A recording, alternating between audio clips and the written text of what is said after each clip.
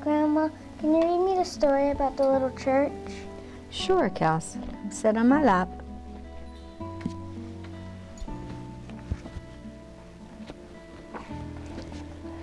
Once there was a little church that sat by the side of the road.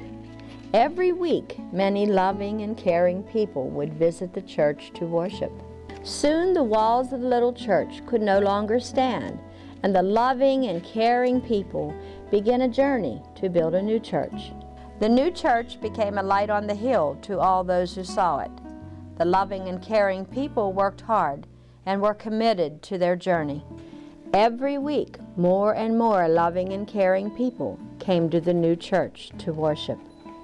The church on the hill grew and reached out to the community through many ministries, spreading the good news of Jesus Christ.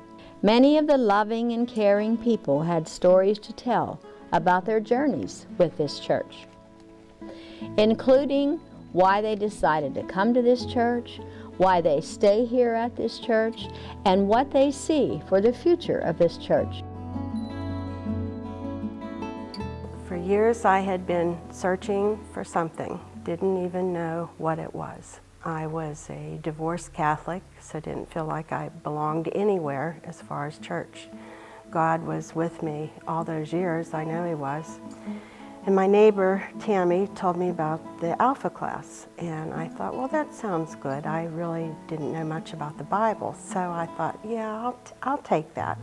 But I wasn't ready to come to church yet. I came into Alpha class, Bonnie was teaching, and after that first session, I said to her, Bonnie, there is something you people have. I don't know what it was or is, but I want it.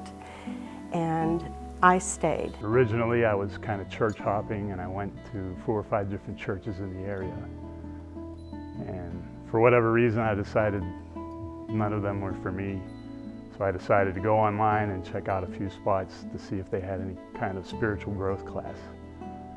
And when I went on to do a search engine, I typed in spiritual maturity, and one of the websites that came up was this church. And they said they had 3 different classes. Each one of them built upon the other class, and you didn't have to be a member, and they were to start, I believe, within the next month. So I decided, that plus the fact that it's very close was kind of God saying, hey, you need to start going to this church. And I came up to see my grandson get baptized. And I walked through the door and I sat down, and the service started, and I felt something that this is different than anything I've ever been exposed to. And I'd gone to another church for 30 years and never experienced what I was feeling, the spirit and the joy and the devotion that everyone had in this church. It got me. I feel the Holy Spirit whenever I walk in this place. It's just an absolute warmth feeling from God. And this is the place where I've learned to walk the path. I just love it. I enjoy it. It's like going to a concert every week, and the spirit just rises from our singers and our group. And then, of course, I really enjoy Steve's very creative, very appropriate sermons, and I do relate to them, and I can't ever see ever going anywhere else. This is my church till I meet the Lord. The peace that you feel as soon as you walk in the door, it's just unbelievable. It's very calm, and the love that everybody shows you, it's very genuine.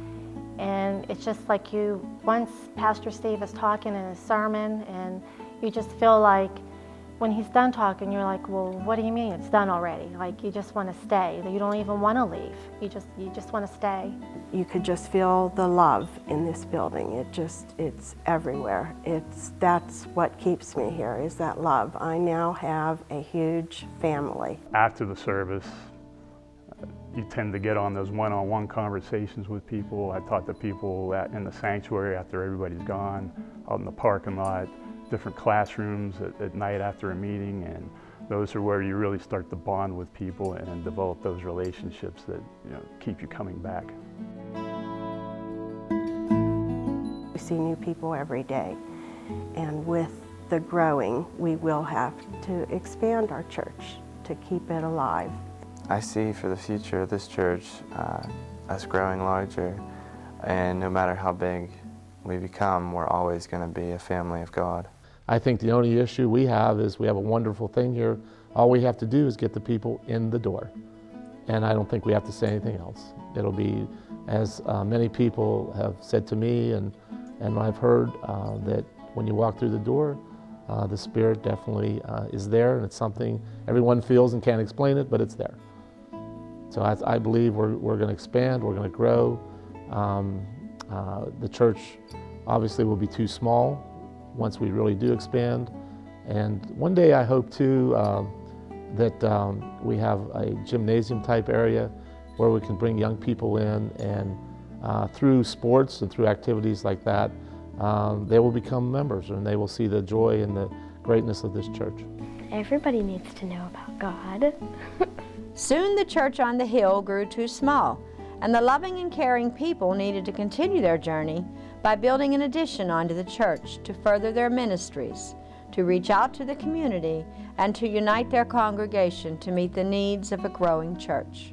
The loving and caring people continue to be committed to their journey, including their pastor, who told the story of the new vision for the church on the hill. New Stanton Church is about people. People who have and are committed to God's vision. People whose lives have been changed by the gospel. People who are allowing God to use them to change other people's lives. I hope this video made that clear. And that's why I'm asking you to commit with Lisa and I on November 23rd, above and beyond our normal giving, to make this vision a reality for the future. Thank you, and God bless. And that is the story of the little church that sat by the side of the road.